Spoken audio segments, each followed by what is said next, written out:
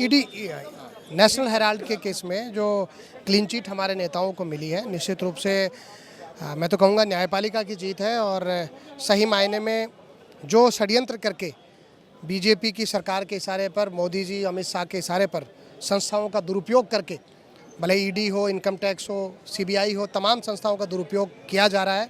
उसी प्रकरण में जो कोर्ट ने जो आदेश दिया, क्लीन चिट दी है, और जिसमें प्रथम दृष्टया एफआईआर तक दर्ज नहीं है, उस मामले में चालान आना और उसको कोर्ट द्वारा उसमें क्लीन चिट देना, ये सही मायने में जो देश को मजबूत लोकतंत्र के रूप में, संविधान के रूप में, जिन लोगों ने अपनी जान की बाजी लगा करके इस देश को आज़ाद कराया, संविधान दिया, लोकतंत्र दिया, आज कहीं ना कहीं ये संदेश जाता है कि देश में न्यायपालिका अभी भी है।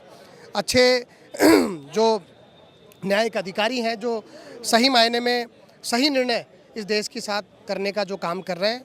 सोनिया जी और राहुल जी को जो क्लीन चिट मिलना देश के आम व्यक्ति को, गरीब व्यक्ति को, उसकी भावना को मजबूत करने का काम करते हैं। इस देश की न्यायपालिका में भरोसा भी बढ़ाते हैं।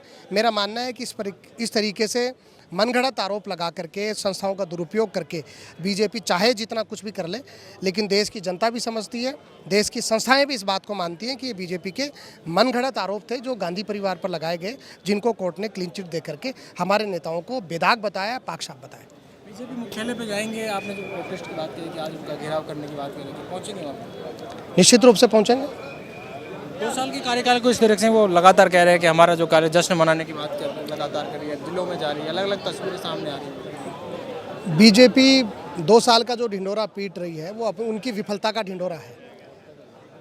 बीजेपी की सरकार की विफलता का ढिंढोरा है, उनकी असफलता का ढिंढोरा है। गांव, गरीब, मजदूर, किसान, नौजवान को बर्बाद करने का जो जश्न मना रहे हैं, राजस्थान को पीछे ले जाने का जो जश्न मना रहे हैं, राजस्थान की आम जनता के साथ अन्याय है। आज हर वर्ग परेशान है, लाल फीताशाही चल रही है। बीजेपी के जो खुद के विधायक हैं वो तक इस सरकार से संतुष्ट नहीं है।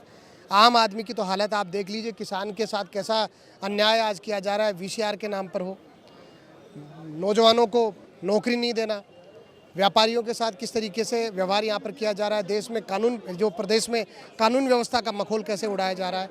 आए दिन राजस्थान में जगह जगह के वीडियो आते हैं, गरीब, दलित, आदिवासी, हर वर्ग यहाँ पर परेशान है और बीजेपी अपनी 2 साल की सफलता उसको बता रही है।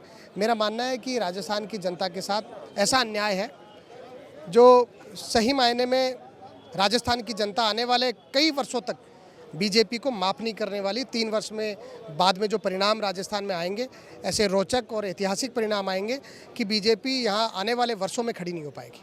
भ्रष्टाचार की बात लगातार होती है, सरकार बात लगातार कर रही है। आज भी प्रेस कॉन्फ्रेंस में कहा कि हम भ्रष्टाचार को बिल्कुल पसंद नहीं करते, जीरो टॉलरेंस की बात कर रहे हैं, लेकिन 3 विधायक पकड़ में आए।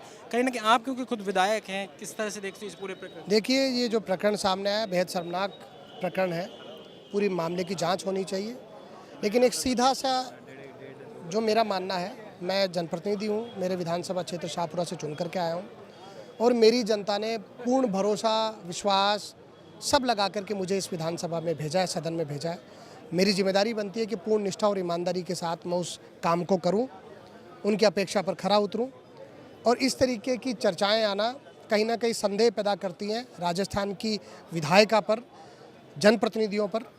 इस पूरे प्रकरण की जांच हो, लेकिन साथ में मैं ये भी कहना चाहूँगा कि जनप्रतिनिधि का दायित्व है, जिम्मेदारी है कि वो ना केवल अपने भाषण में, अपनी बातों में ईमानदारी दिखाए, अपने कर्म से, अपने काम करने के तरीके से और अपने सिद्धांत में जीवन भर ईमानदारी अपनाए, ताकि प्रदेश की जनता का, उस क्षेत्र की जनता का उस जनप्रतिनिधि में विश्वास बढ़े और ये जो मूल भावना जो हमारे संविधान और लोकतंत्र की रही है वो जिंदा रहे। धन्यवाद। हमारे साथ एनएसयू के प्रदेश अध्यक्ष भी हैं, उनसे बातचीत करते हैं कि आज आप घेराव करने वाले नेशनल हेराल्ड केस में किस तरह से देखते हैं, क्योंकि जिस तरह लगातार इस तरह की बातें की जा रही थी कि ईडी का दुरुपयोग हो रहा है, अन्य जो संस्थाएं उनका दुरुपयोग हो रहा है। देखिए, इसमें कोई दोहराई नहीं है कि भाई संवैधानिक संस्थाओं को जो है ख़त्म किया है मोदी जी ने, और चुनाव आयोग हो, चाहे हम बात करें ईडी की, सीबीआई की, इनकम टैक्स की, इनका दुरुपयोग करके ही ये लोग सत्ता में हैं।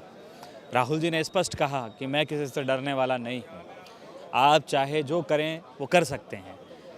आज हमारा मार्च है आदरणीय पीसीसी चीफ डोटासरा जी के विरोध में, कि भाई साथ में, कि भाई आज नेशनल हेराल्ड केस में क्या रिजल्ट आया है आप देखिए ना, बिल्कुल एकदम सोनिया जी को क्लीन चिट दी है। तो यही सब चीज़ें हैं कि कहीं ना कहीं ये लोग फिर से दबाव बना रहे हैं ईडी पे कि वो कह रहे हैं कि भाई हम वापस से जो है इसको नए तरीके से शुरुआत करेंगे। तो संवैधानिक संस्थाओं का जिस तरीके से दुरुपयोग हो रहा है, इससे यही लगता है कि देश का लोकतंत्र और संविधान खतरे में है। लेकिन कांग्रेस पार्टी का जो जागरूक व्यक्ति है वो मजबूती से इनकी तानाशाही के खिलाफ लड़ेगा। पहुँचेंगे आज बीजेपी? बिल्कुल, हमारा पूरा प्रयास है भाई, हम लोग जो है बीजेपी कार्यालय का घेराव करें। आप बाहर निकल के आओ ना, जो लोग छवि धूमिल करने वाले लोग थे, जो राहुल जी पे सोनिया जी पे बड़े बड़े बोल रहे थे, कहाँ हैं वो लोग?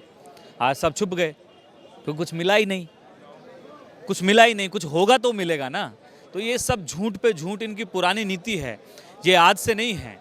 जब से इनका जन्म हुआ है इस तंत्र का, तब से झूठ पे ही जो है इन्होंने अपना साम्राज्य स्थापित किया है। एसआईआर की बड़ी बात हो रही थी, एसआईआर के माध्यम से जो कांग्रेस पार्टी की विचारधारा के वोटर हैं उनको काटने का काम किया जा रहा है। जहाँ जहाँ पे दलित, आदिवासी, मुस्लिम, पिछड़े जिनका जो वोट है, उन वोटों को ये जो है काम काटने का प्रयास कर रहे हैं। क्योंकि ज़्यादातर कांग्रेस पार्टी का वोट जो है वो कामगार है, दिहाड़ी मजदूर है, खेतीहर है, किसान है। तो उनको ये डॉक्यूमेंट के जाल में फंसा के परेशान करके और उनको जो है उनका वोट लिस्ट से नाम काटने का प्रयास कर रहे हैं। देखिए, तमाम लोगों से हमारी बातचीत हुई, जो विधायक थे मनीष यादव, उनसे भी बातचीत हुई। उन्होंने कहा कि नेशनल हेराल्ड केस में जिस तरह से लगातार ईडी का दुरुपयोग किया गया और कहीं ना कहीं क्लीन चिट मिली है, कोर्ट ने जो कहा है उसके बाद कहा जा सकता है कि ये सारे प्रयास उनकी छवि को धूमिल करने का प्रयास था। बहरहाल हमने बात की मनीष यादव से कि जिस तरह से 3 विधायक भ्रष्टाचार की बात करें, 3 विधायक पकड़ में आए, क्या कहना, उन्होंने कहा कि साफ तौर पर कहीं ना कहीं जांच होनी चाहिए और जनप्रतिनिधियों का इस तरह से अगर चीज़ें सामने आती है तो वो किसी भी तरह से जायज़ नहीं है। कहीं ना कहीं पूरे मामले की जाँच हो और जाँच में क्या निकल के आता है वो सारी चीज़ सामने आनी चाहिए। साथ ही उन्होंने कहा कि नेशनल हेराल्ड केस में आज वो बीजेपी मुख्यालय का घेराव करने वाले। देखना होगा कि बीजेपी मुख्यालय के कांग्रेस के जो कार्यकर्ता हैं, गोविंद सिंह डोटासरा प्रदेश अध्यक्ष के नेतृत्व में होगा, पहुंच पाते हैं कि नहीं। पॉलिटिकल पंचायत के लिए जयपुर से।